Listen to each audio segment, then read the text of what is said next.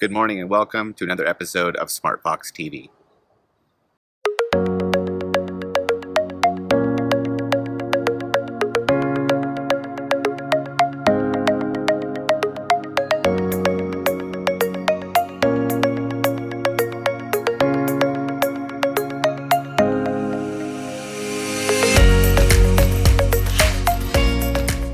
This is Sally Fang with National News. Today we're going to talk about COVID-19 and how it has affected theaters and businesses. So as you know, the AMC theater chain is one of our larger chains in the United States. And earlier this month in northern Texas, they had a special reopening program where they were charging 15 cents per ticket, which is the original price that they had back in 1920 when they first opened their doors. They also dialed back and made it so that the old films that they're showing are now $5 per ticket. Since then, they've also had Welcome Back to the Big Screen promo, which is $5 per ticket or $5 for concession stand items. This month in October, they have the Spooktacular series in which they're showing Disney's older films like Hocus Pocus, Coco, The Nightmare Before Christmas, and Monsters, Inc. for only $5. Studio Movie Grill also has their own deal where they've been slowly opening different locations, and some of these locations include areas in Texas, Florida, and California at 50% capacity. The Alamo Drafthouse theater chain starts something new in which you can rent out the whole theater for $150 for your family and friends. The only caveat is that you have to spend at least $150 minimum on snacks and drinks, but when you think about it, if you have at least 10 people, it's still a pretty good deal. While the pandemic has affected a lot of businesses and some have even had to close down, one thing is that some companies have actually grown from COVID-19, like Zoom and Amazon, who experienced a huge growth early on as people are finding safer ways to connect and safer ways to shop. Services like Uber Eats, DoorDash, and Grubhub also grew because of customers' needs to get takeout in a safe way. So in all of this, it should come as no surprise that there's a new mall chain store called COVID-19 Essentials. And the idea is that you can go into the store and buy different things you'll need to stay safe, including masks that are embellished or that have your favorite sports team, or even a message that you want to express yourself or your fashion sense. Some of these masks have zippers or even a clear window so that people can see your mouth, and higher end ones have an N95 filter or even a battery-powered fan. So the owners of the COVID-19 Essentials hope that by the end of 2021, people will no longer need their stores. But in the meantime, they plan to keep expanding. This is Sally Fang with National News. Welcome to Sports Trivia Mondays. Which NBA team has the most wins in a single season? The Golden State Warriors, Chicago Bulls, or the Los Angeles Lakers? Be back with the answer. On this day in history, Christopher Columbus is often portrayed as the first European to sail across the Atlantic and make the discovery of a Caribbean island he named San Salvador, which is the current Bahamas. This day is controversial because he personally never reached America on his journey, and the European settlement in the Americas led to the violence, death, and of the loss of history and culture of the Indigenous peoples. Scholars have written that the country was looking for an origin story, a symbol of individualistic resolve and ultimately of manifest destiny, or the belief that the U.S. was destined to take over the continent. Columbus Day originated as the celebration of the Italian American and was first held in San Francisco in 1869.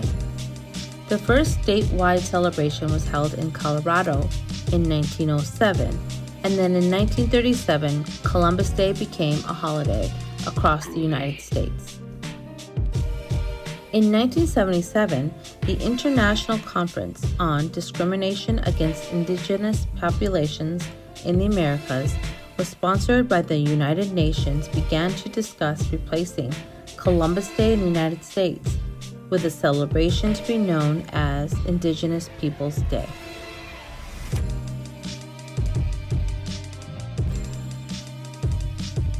Beginning in 1993, Berkeley held annual powwow and festivals on Indigenous Peoples Day. In the years following Berkeley's action, other local governments and institutions have either renamed or canceled Columbus Day to celebrate Native American history and cultures. In fact, 2020 brought a major push to have statues and other memorials honoring the famous Italian explorer permanently removed.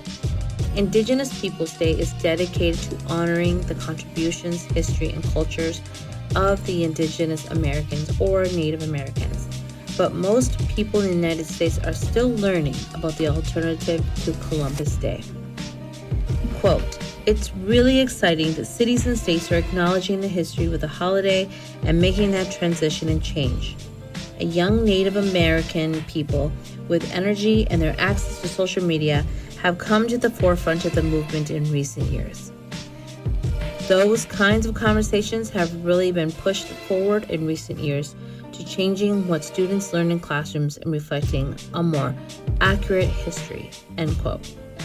Several California cities now celebrate Indigenous Peoples Day and encourage people to go to the Smithsonian National Museum of the American Indian. The museum's National Education Initiative is working to transform teaching and learning about the American Indians. Please go to the description for more information on these events. And that's all I have for this day in history.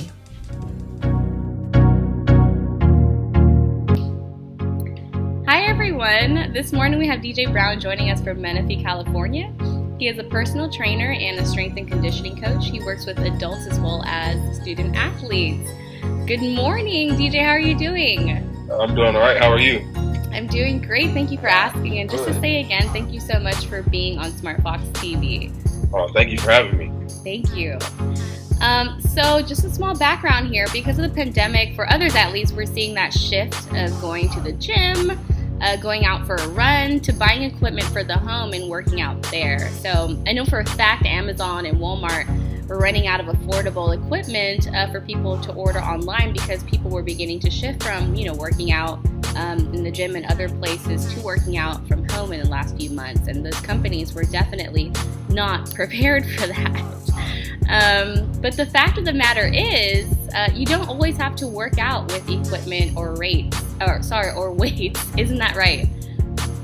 Bodyweight workouts are just as effective and efficient as going to the gym would be. And it can also be less time consuming. So my list of top 5 at-home bodyweight exercises would be, number 1 would be a push-up, just because it's upper body exercise that targets your core, also while targeting your biceps, triceps, and your chest muscles. Second on that list would be a jump squat. Jump squats are a great exercise to use as high-intensity interval training. So it means that they'll get your heart rate up also while targeting and strengthening your quads, your glutes, and your hamstrings. Next would be planks.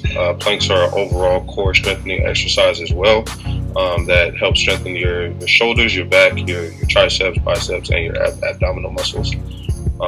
Next would be sit-ups. Sit-ups are just a strictly core exercise that targets the full range of your abdominal muscles.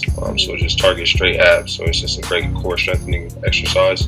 And lastly would be jumping jacks, which are a great exercise for getting your cardio in, because doing jumping jacks will immediately increase your heart rate and just work on that cardiovascular training and just creating a healthy heart and healthier you.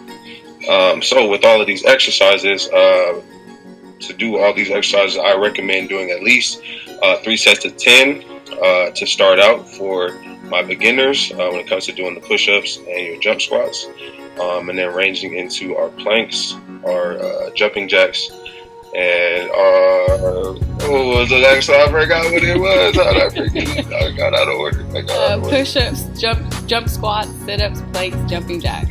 The sit-ups. I forgot the sit-ups. All right, so I'm gonna start from there. Yeah. Okay. So for what I would recommend for my beginners when it comes to these exercises, with our push-ups, I would recommend doing 3 sets of 10. Same thing with jump squats, 3 sets of 10 there as well. But when it comes to our sit-ups, our planks, and our jumping jacks, I recommend doing those for time. So doing about 3 sets of about 30 seconds each one of those, just to start out, just to see where you're at.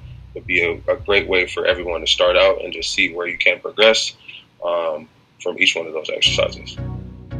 Okay, and honestly, I'm a big fan of working out from home. Like, I very much dislike the gym. So, when the pandemic hit, I was like, okay, now I can work out from home. But, because I haven't been able to leave home, that motivation for working out has kind of like gone out the window, It takes like maybe every once in a blue moon for me to pick up my weights when I realize that, dust is starting to gather on them and I should maybe use them.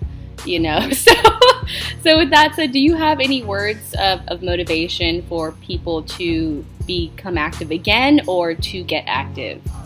The healthier version of you is waiting for you to take that first step. And that first step is always the hardest step. But once you make that move, it's great for you, for your self-esteem, for your confidence, because you can't get anywhere you're trying to get to without taking that first step. So that first one is always a big thing to get going. And once you get there, just be consistent. Okay, well, I'm totally going to take that quote with me. Hopefully it kicks in. Hopefully it kicks in after this meeting with you. But thank you. It's no problem at all. It's no problem at all. Thank you, DJ. Well, I did want to add this in since I totally forgot it in the beginning. But by the way, everyone, DJ has been into fitness for 15 years and has played Division I football for Western Kentucky University. So, that's correct. Some added credentials there, everyone. Okay. But DJ, thank you for joining me today for SmartFox TV. Again, we greatly appreciate your presence here and your tips on the 5 moves that do not involve weights. Oh, thank you so much for having me. I appreciate being here. Thank you. Have a great day, okay? All right, thank you. You too. Thank you.